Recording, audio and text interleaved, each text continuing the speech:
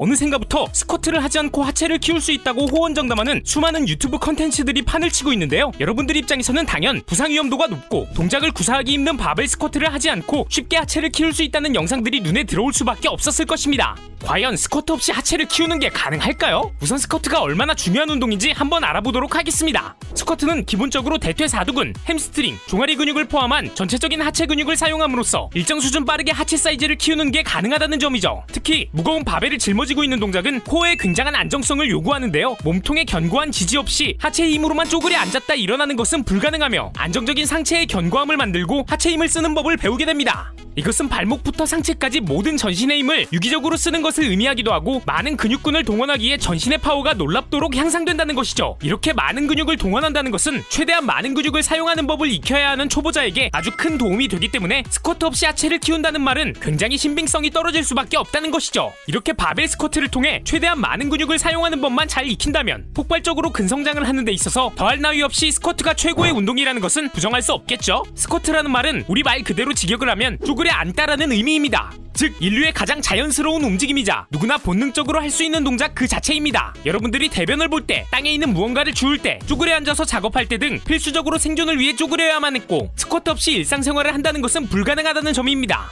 하지만 점점 늘어나는 좌식 생활과 운동 부족의 이유로 우리는 점점 쪼그려 앉는 자세가 불편하게 되고 모든 관절들이 점점 굳어가기 시작해 스쿼트를 하기 위한 기본적인 요소들을 전혀 갖추지 못한 채 무작정 부상을 야기하는 운동이라고 하기에는 위선적인 말처럼 들린다는 것이죠. 비록 바벨을 어깨 위에 짊어지고 쪼그려 앉는 동작 자체는 자연스러운 움직임이 아닐 수 있지만 우리가 본능적으로 하는 동작에서 무게만 얹어진 형태로 스쿼트를 하기 위한 근육의 단축과 퇴화가 없는 분들이라면 누구나 안전하고 쉽게 동작을 수행할 수 있습니다. 따라서 스쿼트 없이 하체를 키울 수 있다는 말은 자칫 초보자들이 스쿼트 없이 하체 운동을 시작한다는 말이 될 수 있고 그러면 누구나 할 수 있었던 쪼그려 앉기라는 고유의 움직임을 영원히 잊어버릴 수도 있을 것입니다. 실제로 스쿼트 없이 하체가 발전했다고 하는 사람들은 대부분 굉장한 고급자이거나 전문적인 보디빌더인 경우가 많습니다. 그 사람들은 이미 수십 년 동안 수많은 스쿼트를 경험한 사람들이며 오랜 기간 동안 고강도 운동을 해오면서 겪은 부상과 관절의 불편감으로 인해 보다 컨트롤이 쉬운 머신을 어쩔 수 없이 선택하는 것입니다. 그 말인즉슨 수많은 보디빌더들이 하고 있는 운동들은 절대로 특별한 비결이 아니라는 것입니다. 그전에 그 보디빌더들이 이러한 하체를 만들기 위해 얼마나 많은 스쿼트를 했을지 생각해본다면 말이 달라질 것입니다.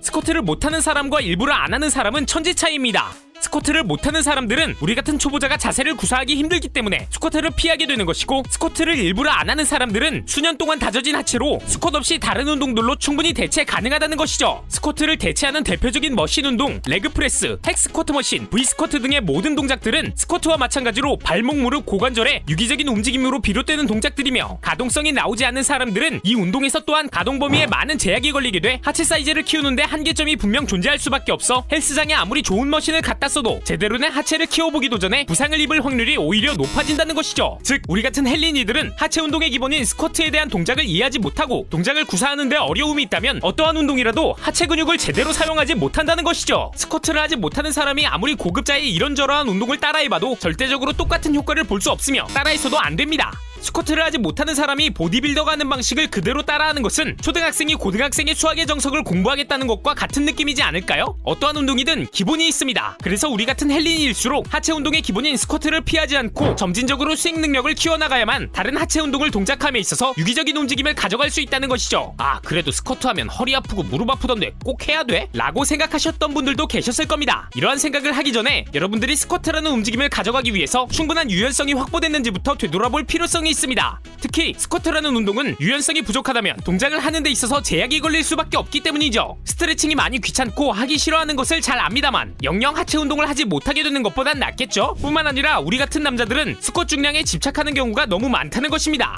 물론 이해는 됩니다만 터무니없이 높은 중량을 설정할 경우 당연 자세가 흐트러질 수밖에 없어 허리나 무릎 부상으로 이어질 수 있다는 것이죠. 물론 점진적 과부하를 통한 무게장량은 근성장에 있어서 굉장히 필요한 요소인 건 분명하지만 수많은 과정을 통해 스쿼트 자세를 교정하고 정확한 자세로 수행 능력을 끌어올릴 수 있다면 바벨 스쿼시라는 운동 자체를 즐기실 수 있을 것입니다. 몸이 성장하고 커나가는 데 있어서 절대적으로 지름길은 없습니다.